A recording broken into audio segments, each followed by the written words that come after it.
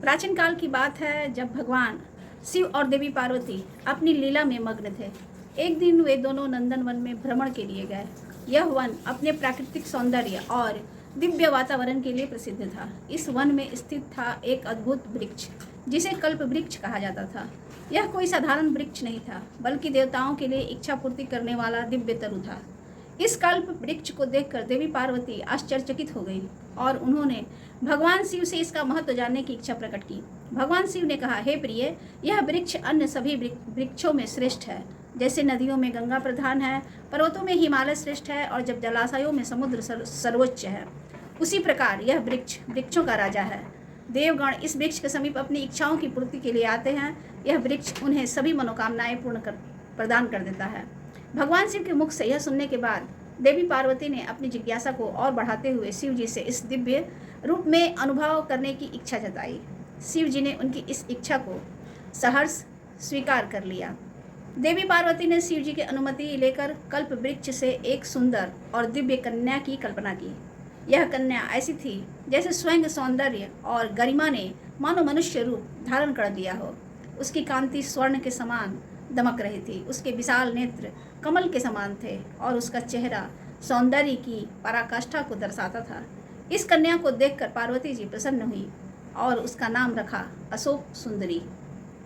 पार्वती जी ने कहा, हे कन्या, तुम्हारा नाम अशोक सुंदरी होगा, क्योंकि तुम अशोक दुख को समाप्त करने वाली और संसार के लिए सौंदर्य का प्रतीक हो। तुम्हारे सभी गुण उत्तम और श्रेष्ठ हैं। इसके बाद देवी पार्वती ने अशोक सुंदरी को वरदान दिया कि वह सोम वंश के धर्मात्मा नहुस की पत्नी बनेगी। एक समय दानवराज विपरीचित का हुंड नामक पुत्र उस वन में आया। वह भयंकर और तीव्र स्वभाव का था। वह स्वेच्छाचारी और महाकामी था। अशोक सुंदरी को देखते ही वह कामार्थ हो गया। उसने अशोक सुंदरी से कहा, तुम कौन हो और किसकी पुत्री हो? तुम किस कारण से इस उत्तम वन में आई हो? अशोक सुंदरी ने कहा कि सुनो, मैं भगवान शिव की पुत्री हूँ और मेरी माता कार्तिकेय की माता है। आप कौन हैं और मुझसे किस लिए पूछते हैं? हुंड ने कहा, मैं विप्रचिति का पुत्र हूँ और मेरा नाम हुंड है। मैं दैत्यों में श्रेष्ठ हूँ। मेरे समान कोई राक्षस नहीं है। देवलोक में तथा मृत्युलोक में एवं नागलोक में भी कोई मेरे समान तपस्वी, यशस्वी, धनी तथा भोग संपन्न नहीं है। हे विशालाक्षी, तुमको देखते ही काम ने मेरे ऊपर वाण से प्रहार कर दिया है। तुम मेरी प्राण के समान प्रियतमा बन जाओ। अशोक सुंदरी ने कहा, तुम सुनो, शंकर जी की अनुमति से देवी पार्वती ने मेरे पति की भी कल्पना की। वे धर्मात्मा महाप्राज्ञ सोमवंश में उत्पन्न होंगे। वे जगत पर विजय प्राप्त करने वाले तथा भगवान विष्णु के समान पराक्रम वाले होंगे। उन धर्मात्मा नहुस को पार्वती देवी तथा शंकर जी ने मुझे पति रूप से प्रदान किया है। उनसे मैं समस्त गुणों से युक्त ययाति नामक पुत्र को मैं प्राप्त करूंगी। हुंड ने जोर से हंसकर अशोक सुंदरी से कहा, तुम कम उम्र में बड़ी हो और वह तुमसे छोटे उम्र का तुम्हारा पति होगा।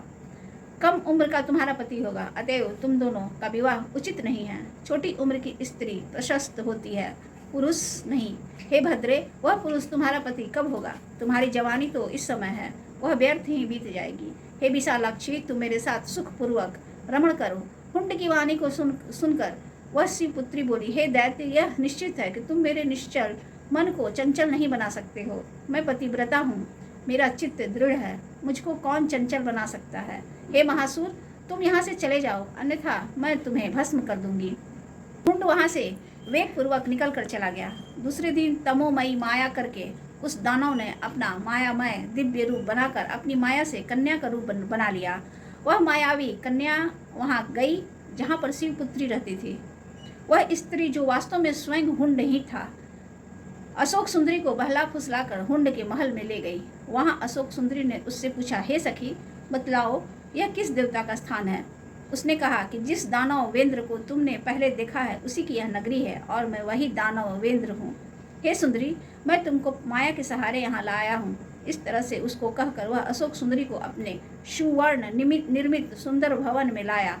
तुम जो जो चाहोगी मैं तुम्हें उन सभी वस्तुओं को प्रदान करूँगा। मैं तुम्हें प्राप्त करना चाहता हूँ, तुम मेरी बन जाओ।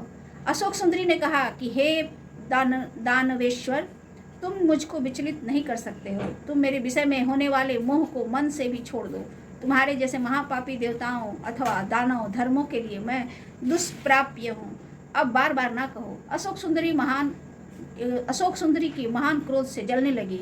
उस देवी ने हुंड से कहा, तुम अपने वंश तथा स्वजनों का नाश करने के लिए अपने घर में जलती हुई अग्नि की ज्वाला को लाए हो।